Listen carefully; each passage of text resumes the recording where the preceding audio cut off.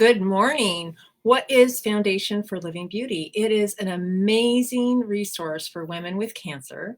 And we're going to have Nancy Davidson on. She's going to speak in more specifics about the program and the services that they offer. So stay tuned. I'm Mary Winters. I'm the owner of About Senior Solutions. You're watching Visionary Aging, and we put the show together so that you have resources and things that will help you to live your best life at any age. So let's go ahead. I'm going to bring in Steve McCullough, and I think he has a caregiver question for us today. Oh, hold on. I'm going to bring him in. Sorry, I didn't do your intro. You want me to do your intro? Would you like me to do your intro still? You're the boss. We'll wait for next. Sorry. But yeah, tell me. How are you? I'm great. Yeah, thank you. Back from wedding time in Pennsylvania. Right. That was a lot of fun. I have a new daughter-in-law. Woohoo! So that was fantastic, and everything went really, really well. All the family was there, and it was great to be with everyone and spend that time together. But I know the seasons are changing back there, right? So did you get a lot of ice? Starting. We didn't quite get that edge, but yeah, it was a lot of fun. But I have to say, while it was such a wonderful time, it was also stressful. And I see so many other families that are dealing with, running around and taking care of older parents, taking care of really young children. And I felt really fortunate to be able to have that go off without a hitch. Right. But tell me, what kind of caregiver question do we get? Is that something that somebody really needs I'm sure they need some support. So definitely. Great question we got from one of our viewers. Her mom, she says her mom has always been a difficult person, but her mom now has dementia, and it seems like her difficulty has intensified since dementia. And she's feeling really burnt out. She's trying to help her dad out, caring for her mom, but she's concerned that just with all the stress, it's going to take both her and her dad down. And she wants to know what kind of support or services are out there for them. Oh, I really feel for you, because those are probably the most challenging situations, especially when somebody doesn't even realize that they have dementia. It can be especially wearing on whoever the primary caregiver is. I'm assuming that's her dad, even though she's there a lot, it sounds like. And the challenging part, even without difficult behavior, is that we see that the caregiver has often very high levels of depression. They wind up having issues with sleep and nutrition and taking care of themselves, because they're taking care of someone else and they're focusing on somebody else's needs all the time. So the other challenge that I want you to be very aware of and concerned about is that oftentimes the caregiver can wind up in the hospital, or even passing away, or having a very serious medical episode before the individual with dementia winds up passing away. So it's really crucial for you and the daughter, for the daughter and the father, to be taking care of themselves and finding ways to equip themselves with tools and services. So that said, agencies like mine with Care Management, we can come in and do an evaluation, look at what your financial budget is, what kind of things would really support and help the family in this situation. There are daycare programs where perhaps she can be picked up or dropped off at a little daycare program. Having extra care in the house, that's something that can be arranged. Making sure that you, as the caregiver, you're taking breaks to replenish yourself. And I mean, you really have to be strategic and very committed to taking care of yourself to replenish. So the behaviors more than likely aren't going to change. That is something. Sometimes with communication, we can work through the issues a little better. It doesn't mean that they go away, but we can definitely provide relief with the resources and communicating differently. Let's see, third, I would definitely say make sure that you're getting some community support, either calling your senior center, calling Care Management. Physicians can sometimes be a good option for that, but oftentimes they will send them to places like us. So just take care of yourself and get those resources going. Excellent. Yeah, talking about resources and great programs. We have Nancy Davidson on from Foundation of Living Beauty. And love her. Yeah, you knew her. I did not. I have not known her, so I'm very excited to introduce her and to talk a little bit more about her services because they're really wonderful. So, how about you come on afterwards and we'll chat at the very end. Sounds great. All right. Sounds Have a good. great show. Thank you. All right, we're going to bring Nancy in, and I'm excited because she has such wonderful resources. Nancy Davidson, how are you? Good morning. I'm good. How are you? I'm wonderful, and thank you for your flexibility. Nancy just jumped right in. We had some changes, and she said, "I'm here for you." So Absolutely. Thank you so much for having me. absolutely. So tell us a little bit about Foundation for Living Beauty. So, the Foundation for Living Beauty is a nonprofit organization that provides free wellness and support services to women with cancer. And we do that by providing overnight wellness retreats, Mm, day retreats, educational seminars, workshops, movement classes, and sisterhood building events where women can connect with other women who are on the same path. And we work with women of all ages, all types of cancer, and at any point in their cancer journey. mm. That's really fantastic. And I think you mentioned a little earlier, you talked about as we age, there may be some different signs or some things that we need to equip ourselves with to be aware of regarding cancer. Can you share some of those details? Sure. I think, it's Breast Cancer Awareness Month. So we talk a lot about breast cancer Mm, and that 1 in 8 women will be diagnosed with breast cancer in their lifetime, which is, kind of a staggering it is. number. High. Um, but it's important to, as we age, it's important to make sure that we're taking care of our health. Um, you know, 80% of cancers are diagnosed in people over the age of 50. So we Mm, hear a lot about young women who have breast cancer because that is a growing statistic mhm. for women, but that doesn't mean that older women and men should neglect their health. Yeah. It's very important to be checked and get any kind of medical tests that your doctor wants. It's also really important to try and lead a healthy life and eat well and exercise and all of those things. My brother was 74 and did not have a doctor. Mm, Was a vegetarian, did not smoke, did not drink, rode his bike 40 miles a day, wow. and he didn't feel well, and he hadn't felt well for about 6 months, and he ignored it.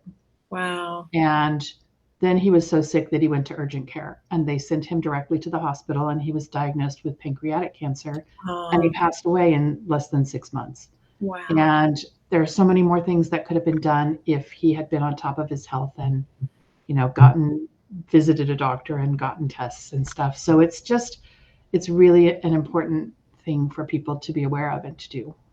Absolutely. I know we are so focused on prevention, and we have quite a few younger seniors working with us in their 60s and their 70s, and they just want us to be aware of what their current conditions are, have those checkoff lists to make sure that they're being accountable to whatever they may need to do annually with their doctors.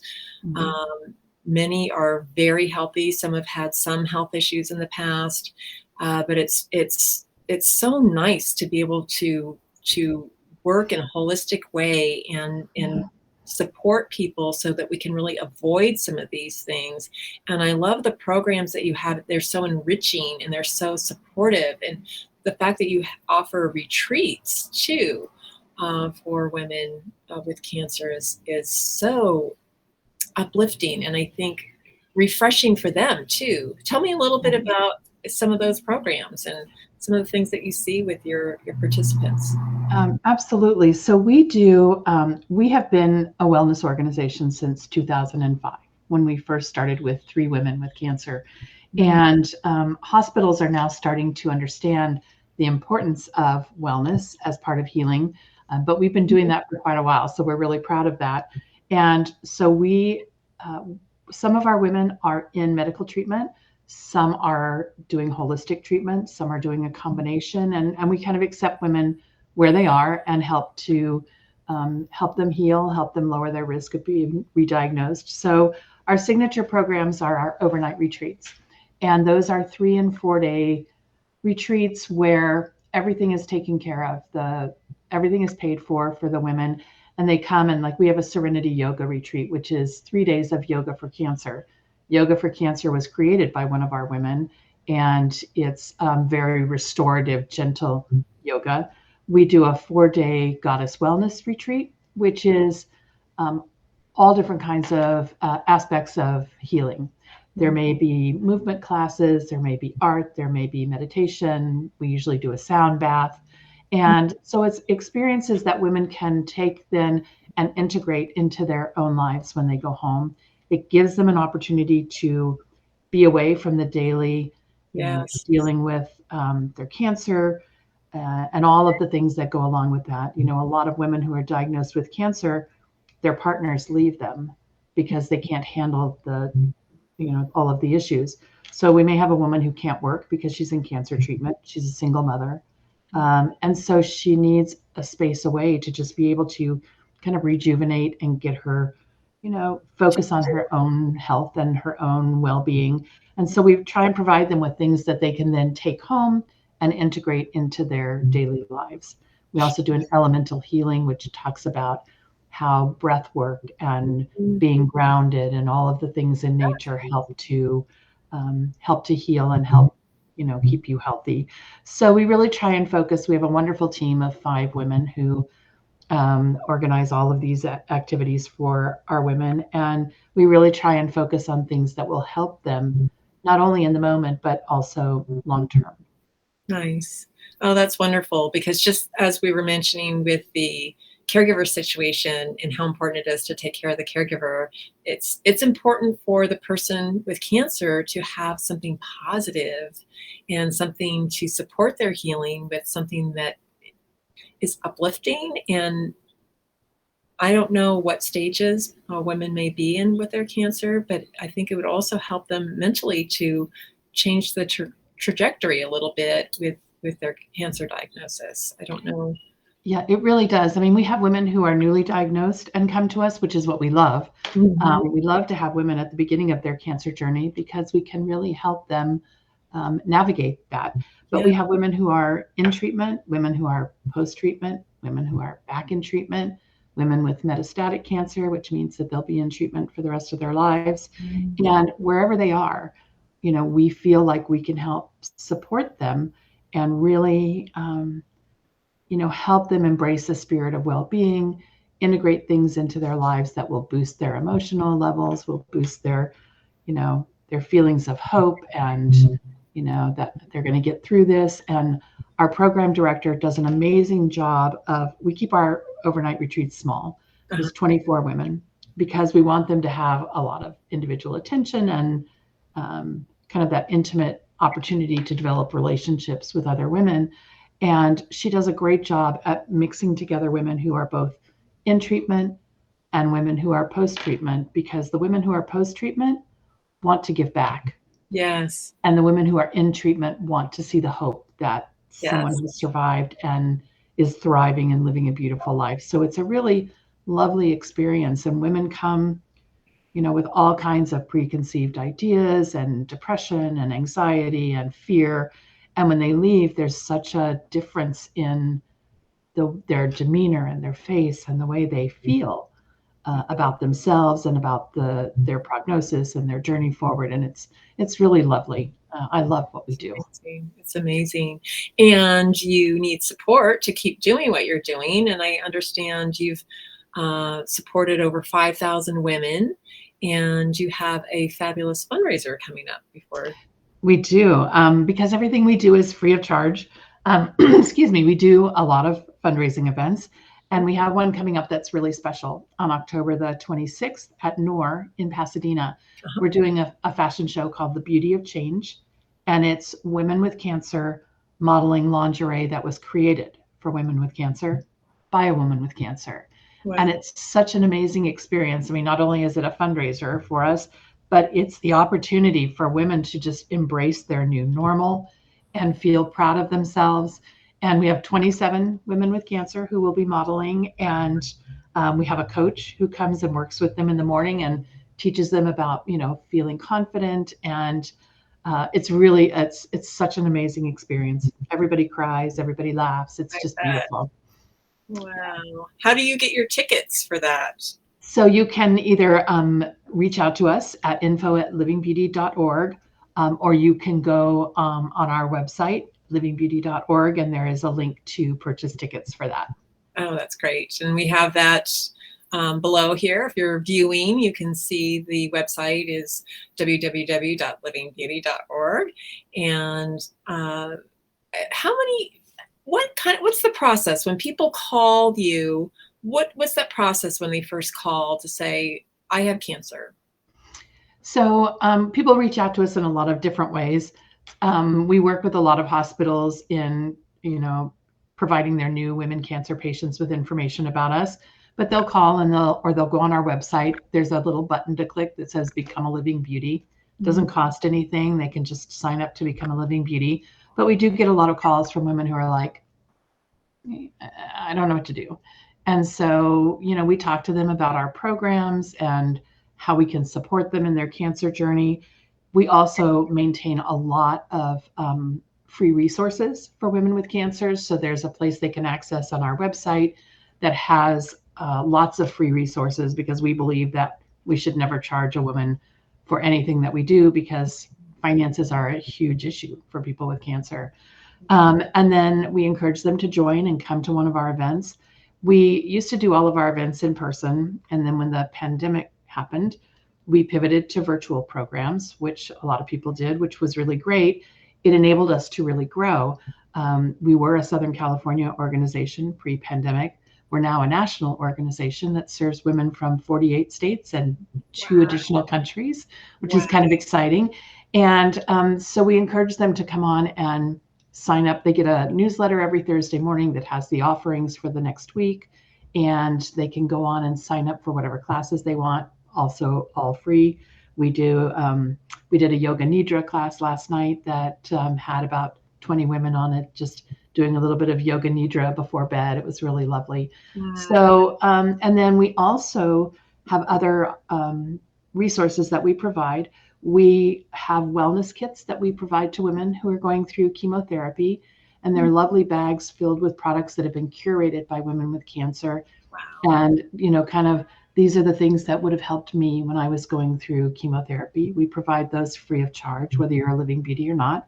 We manage a special needs fund called the Cassandra Fund that grants financial needs for women who are struggling because of their cancer journey. So a Living Beauty can apply for a grant to help with rent or medication or kind of whatever they need.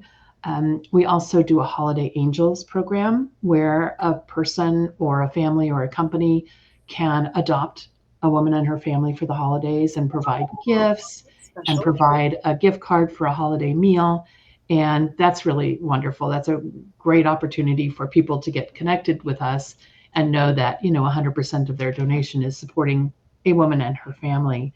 We also have an app, the Living Beauty app, that's a free download, and people can either sign up for Living Beauty through that. They can see our free resources, and there's also curated content. Women who are in need of something, maybe 24 hours a day, maybe in the middle of the night they can't sleep, and they can go on and listen to a little meditation. And then there's also a portal where they can sign up and put their name and the kind of cancer they have and where they live. And then hopefully we can search for other women who meet the same criteria.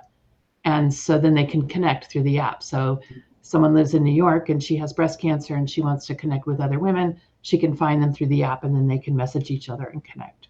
So we try and find lots of ways for women to get support and get that sense of community that's so important. Oh, that's really wonderful. I'm so glad you have those services. That's amazing. So again, your event is October 26th. October 26th at Noor in Pasadena. So thank you so much for the services that you provide, and Living Beauties they are, in fact. And I am so curious and excited to hear about the fashion show and see that. How about, would you like to come back at the very end of our program after? Absolutely. I'd love to. All right. Well, everybody, you make sure that if you need that support for cancer, or you have a loved one a woman with cancer, please reach out to livingbeauty.org, and they have all kinds of wonderful support for you. So Nancy, we'll see you back in just a little minute. Sounds great. All right. Thanks. I love that. That is so amazing. So please make sure that you take advantage of those resources. I'm going to see if I have the right perk pulled up today too. Let's see here. We'll bring Steve back also. Oh, I did. I pulled up the right day. So it's National Star Trek Day. Very important. Steve, we have National Star Trek Day. I saw that. Yeah. So please, everyone, if you are interested in a little conversation starter, a little fun with, it looks like we maybe had the octuplets. What? How do you say that? The 1, 2, 3, 4, 5, 6 babies there. Sextuplets. What happened with these? Oct would be 8. Yes. Yes, the first recorded birth of a sextuplets takes place in Chicago, Illinois, to parents James and Jenny. So that was in 80 or 86. Wow. Or no, that's a lot. Is that 1866? 1960. I can't read. They're very challenged. I need stronger glasses apparently. So in any event, if you would like to have a free copy of this every day, it also comes with a word search. So you can keep your brain healthy and functioning with something challenging. Please reach out to Ginny at aboutseniorsolutions.com. She'll put you on the list and she'll get that out so that you have that every single day for free, and you can pass it off to your friends and have a great time enjoying that. So tell us, what is the day in sports today? Sure. So we're going to go back a couple years. The year was 1903. Okay. And the location was Boston, specifically the Huntington Avenue grounds. Mm-hmm. And this was the day that the first modern World Series concluded. So you had the Boston Americans beat the Pittsburgh Pirates 5-3. At the time, it was a 9-game series. Uh-huh. And it's interesting because the leagues actually weren't, this wasn't an agreement to play this series between the leagues. It was between the specific teams. So the National League and American League, their respective club champions, got together in August and had these informal discussions about their champions playing each other. So it was like the team owners had this conversation, and there's a proposed 11-game series, and that got nixed, but they decided on a best-of-9 series, and it was basically a volunteer game. So it was not like a officially sanctioned World Series. But Boston was down 3-1. They came back. They won the next 4 games.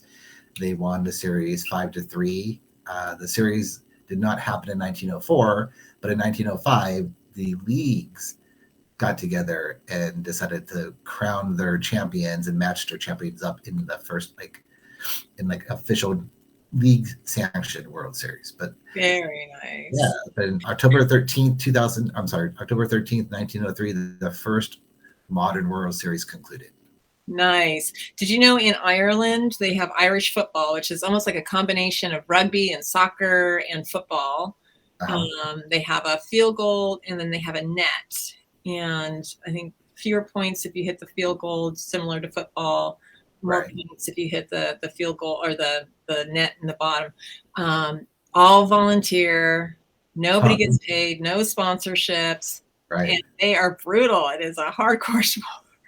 Yeah. Well, so a side note of this game, the owner of the Pirates, he gave up the gate money that he earned and distributed to his players. So the losing team, the Pittsburgh Pirates, they actually ended up making more money than the Boston Americans made because the owner of the Pirates donated his winnings, or not his winnings, but his gate earnings to the players. So this was truly like a volunteer type of World Series. That's neat. Well, let's bring Nancy back on. just share a little bit about the weekend coming up, and I want her to reiterate her special event that's coming up too. So Nancy, tell us what's happening again with your event. So the Beauty of Change fashion show and cocktail party on October the 26th at NOR in Pasadena. And you can reach out to us at info@livingbeauty.org or go on our website to purchase tickets. And it's a really uplifting experience of women with cancer modeling lingerie created for women with cancer by a woman with cancer. Really beautiful. So we'd love to have you there to support these women as they accept and embrace their new normal. And, if you're a woman with cancer or a woman with cancer, please reach out to us because we can help. Fantastic. How much are the tickets, Nancy? The tickets for the fashion show are $150. Okay. And it's a cocktail party and the fashion show. So it's evening. What time is it? It's from 4:30 to 7. Oh, great. Oh, that sounds like a lot of fun. And we also have an online auction that will be part of that with a lot of wellness items and things. So if you go on our website at livingbeauty.org, you can also check out the auction. That sounds great. That sounds great. And it sounds like, too, from the products that women are donating from their businesses, they've become so much more savvy about not using chemicals and certain things that are absorbed into our skin to, I'm sure, help prevent cancer. And I have no idea what kinds of things that are so unique to that industry also to support women with cancer that they've developed. So that's also really. Yeah, it's really great. So many more companies are embracing, kind of more organic products. Deodorants are starting to remove aluminum as part of their ingredients. And so we really work with a lot of companies. We're the North American charitable partner for Weleda Skincare, which is the oldest natural skincare company in the world. And so we have lots of companies that are doing things for us in October to bring awareness about women with cancer. So that's really exciting. But yes, the more natural products you can use, the better. And the more that you can, eat healthy foods and think about the things in your house that may be causing environmental risks for you is really important. Yes, absolutely. Do a screening on your house and all the little things you change, your cleaning products, your detergents, your deodorants for yourself, your cushions, everything. I honestly have taken a huge look at that just because of family and friends with cancer or other diseases. And our skin is our biggest organ, and we're absorbing these things into our body. So thank you for bringing attention to that, and have a fantastic weekend, everyone. It's going to be a great one. And how about we go ahead and we'll take off. Thanks so much for having me. I really appreciate it. Absolutely. Thanks, Nancy. And Thanks for what you do, Nancy. I love it. Yeah. Thank you. Good to see you. It's good to see you too. Thanks. All right.